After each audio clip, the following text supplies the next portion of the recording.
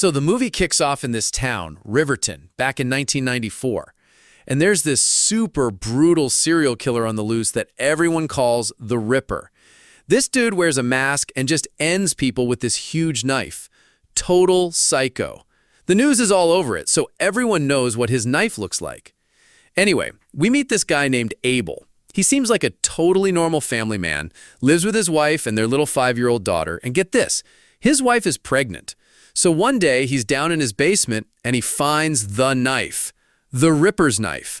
And then it hits you. Abel is the Ripper. It's this whole messed up split personality deal. Like Abel is this innocent, good guy. But then there's the Ripper side of him that's just pure evil and doesn't feel a thing. He's so tricky, he even gets rid of all the evidence. And the craziest part is, Abel has no idea. He just blacks out and can't remember any of the horrible stuff the Ripper does. He just thinks he has some serious mental disorder. He feels so bad about it all. So one night, he just can't sleep. He calls his psychiatrist, totally freaking out. He's like, I found the Ripper knife in my basement. I don't know what's going on. But it was way too late. A total disaster. His Ripper personality had already taken over and killed his own wife. Just cut her throat. Then he tries to kill his own daughter. But the cops show up just in time and shoot him. But even after getting shot, the dude is a beast. He still manages to kill his psychiatrist and seriously hurt a cop. So they're hauling him away in an ambulance, but of course, the ambulance crashes, and in all the chaos, the Ripper just disappears. Gone.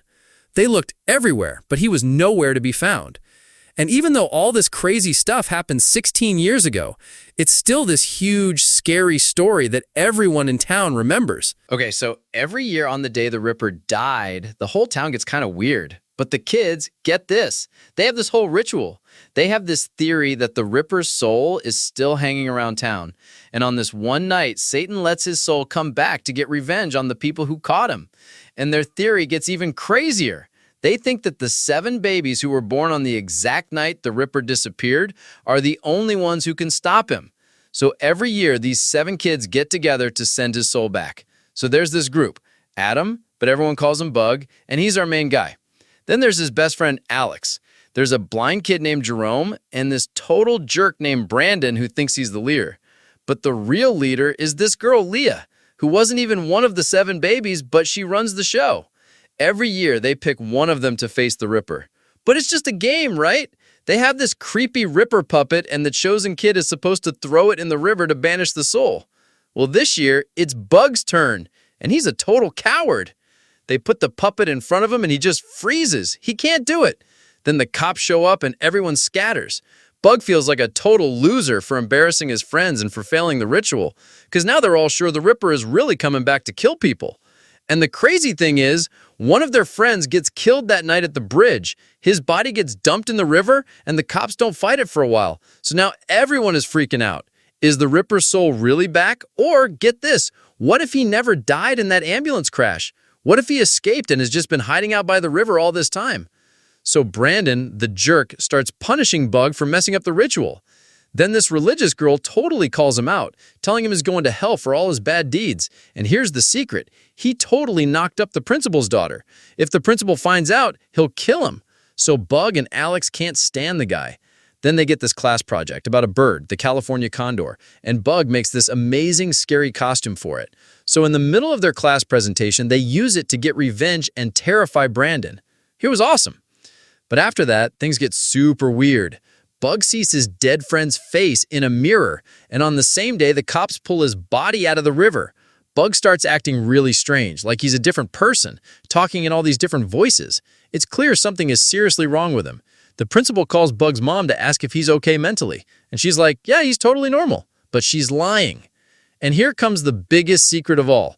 Remember Abel, the Ripper, when he killed his pregnant wife? The baby survived. The doctors delivered it right there. And that baby was Bug. Surprise! Bug is the serial killer's son. So get this, Bug's mom is actually his aunt. She raised him and never told him who his real dad was. And Leah, she's the Ripper's other kid, the one who survived when he tried to kill her as a little girl. So now they're thinking this psycho disorder runs in the family. Then, that same night, another person gets murdered. This girl Neelap is killed and no one knows who did it. A little later, Brandon and this other girl, Brittany, are in the woods. Brandon is being a total creep and trying to hit on her, but she runs off. He chases her and stumbles right onto Neelap's dead body. Just then, his phone rings. It's the cops telling him they have a warrant for his arrest for Neelap's murder. But guess what? It was actually the real killer who called him, pretending to be the police. Brandon is terrified and tries to run, but the Ripper jumps out and kills him. Then he gets Brittany too. After that, we see Bug in the forest burying something. When he gets home, his clothes are all muddy and his mom is super suspicious. He just says he was burying that bird costume.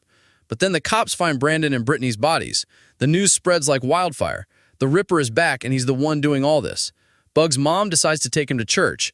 But in the bathroom, Bug sees his dead friend in the mirror again.